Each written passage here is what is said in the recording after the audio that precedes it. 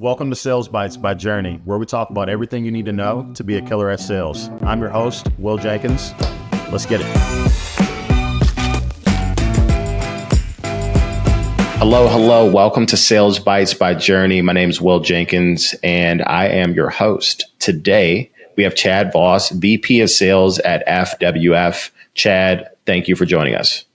Thanks for having me. Absolutely, man. I had the pleasure of meeting you through some mutual acquaintances in the industry. What a small world. It has been really cool to get to know you the last few months, and I'm excited to learn from you. So let's jump in. Yeah, sounds good. Topic today, building a strong culture. Has a lot to do with sales, has a lot to do with productivity and production. So what do you got for us? Yeah, I think two frameworks kind of bleed into each other, right? Thinking about company culture, culture defined by who you hire, who you fire, and who you promote. So that's one framework, right? The other one is for the folks you got. Do they have a clear understanding of what their job is, the direction they're heading, and what they have to do? Then do they have the resources? So support, tools, tech, whatever it is, to do their job well. And after that are people recognized for their successes, and are they held accountable for where they fall short? The first one really it starts with recruiting, right? Who you're bringing in. There's not necessarily just one profile. There's certainly trends in terms of who gets hired, but who you bring in. Everybody wants driven, ambitious folks in this industry. You definitely want that. You just don't necessarily want it if there's downside. You know, if they can't work well with folks, if they're not going to be a team player, if there's a risk that they put a company at risk out of desire to benefit their own needs. Anyway, right? Yeah. You also want to make sure that you don't just have the kind social folks who they're a joy to work with, but they're not really moving you forward. So bringing in the right folks, right? And then how are you promoting? Do new opportunities come to the folks who are producing the most, the folks who are showing the appropriate acumen? What is it? What is your system for how you promote folks? And then what does it take to say goodbye to somebody? Is it just numbers performance? Are there other factors? What's tolerated and what isn't? But the other one is the clarity, resources, support, and accountability, right?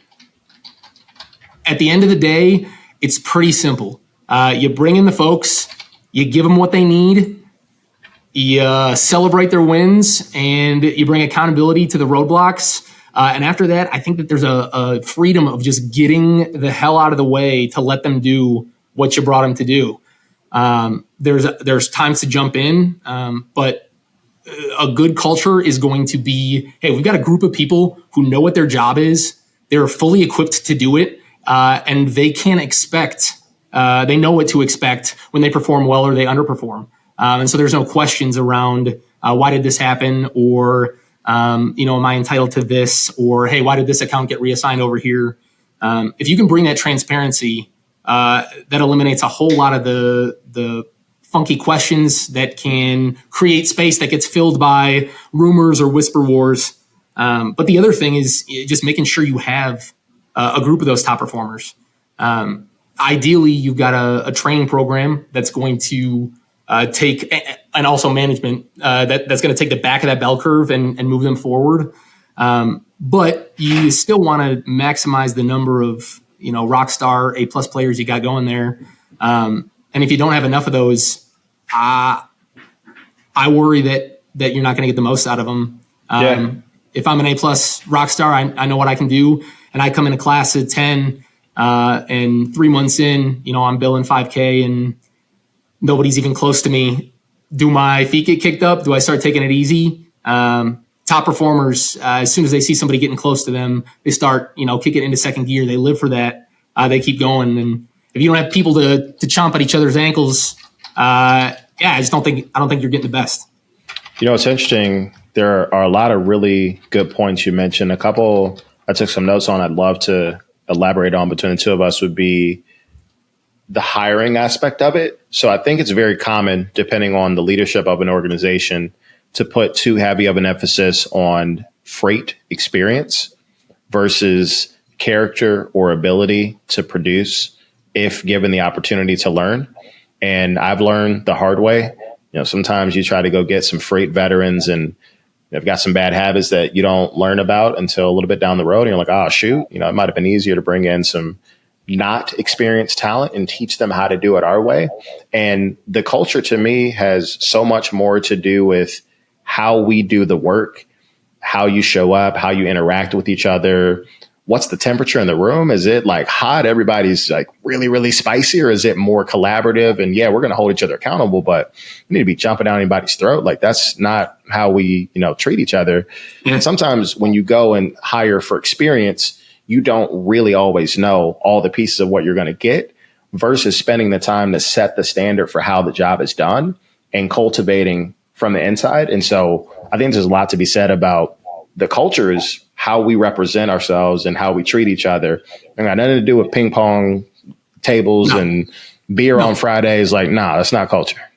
No. And I think people are privy to that now too. I mean, there's a value to having the ping pong table, right? You want to have the space for it, but if you're hiring the right folks, they're there to do a job, right? And ideally they can celebrate with each other.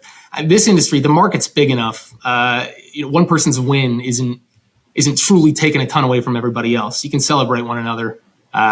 I know, with our top performers, there's always going to be that competitive level. I think everybody's going to. That's good though. Yeah, you want that, right? You think about being in a room with a bunch of people that are ambitious and hungry, and you want to see them succeed, and they go get a win, and it motivates you to go do it. A players want to be around A players, man. There's nothing that's more demotivating for an A player than to see a bunch of C and D players just kind of putz around and not really have any accountability for their lack of performance. Like A players don't love that. Absolutely. And the A player I'm willing to build around is the one who has that same competitive spirit and also wants to lend a hand to let that new person come up, because at the end of the day, hey, you start, kicking off, it's going to make us all better. Totally. You want to be competing with the best. Building a lift as you climb, right? If you come in and you got folks who are stepping outside of what they need to do to help you, it's a whole lot easier to do that for the next crew, but it's not something you talk about. Those are things you write down, you start talking about them after you're doing them, and they just become, part of what you're doing. Some of what you just mentioned there is people need to see it, right? So if you come in and join the organization and you see Chad spending some time to help the new rep on sales calls constantly, finding ways to prospect, getting creative, jumping on calls with other reps that just need a subject matter expert just because he's a helping hand, a new rep's going to go like, oh, okay, like that's how this thing is done. And you create another little version of an A+ player that's seeing it done the right way. Yeah, absolutely. Another thing just like important to that culture piece too is the importance of character. I mean, like that's I'll call that the ultimate differentiator. There's not a shortage of folks who come into the industry and the draw, the appeal, I understand. It's a much smaller number who are, 5 years in, really doing well. It's a tough competitive sale, and there are folks who can come in. You might, pop off. You can make some money, and then you see that dry up, and you're off to the next thing. When you have folks who have that character, who have integrity, you talk about this all the time. Will, do what you say you're going to do. Yeah. It's, it takes more work, but it's not that hard. You do what you say you're going to do. You're consistent with who you are, with how you show up. Shippers, they're getting emails, calls from brokers all the time. But hey, if I'm hearing from this one person, it's been 8 months, it's been a year and a half. I haven't heard anything different from this person. They tell me they're going to follow up. They do. This dude's sticking around. Let's listen to what he's got to say. That goes a whole lot longer. You got an account, right, that you can get away with, throwing a $900 margin on. You can maybe do that for 3 weeks. You'll make a ton of cash. I'd rather throw the $150 or whatever is going to be competitive and still make sense, and have that customer 5 years from now trusting me with more of their freight. And those things, they have to be lived and breathed, right? when it comes to the hiring side, like I want to hire for the things we can't train. Yep. We can teach you how to call carriers, how to negotiate. We can teach you about the industry, but integrity, drive, that character piece, the grit, those are things you can't teach. You can look for, the indicators that somebody has them. But that's what I'm after. We can teach the rest. Absolutely, man. This has been full of incredible tidbits and sales bites of information, man. So I'm going to go through my notes real quick and then would love to have you add anything else that you think is important around building a strong culture. So you mentioned that it's defined by the people you hire, the people you fire, and the people that you promote. And so it's important for people to have a clear understanding of their job, have the right resources so they can go and execute.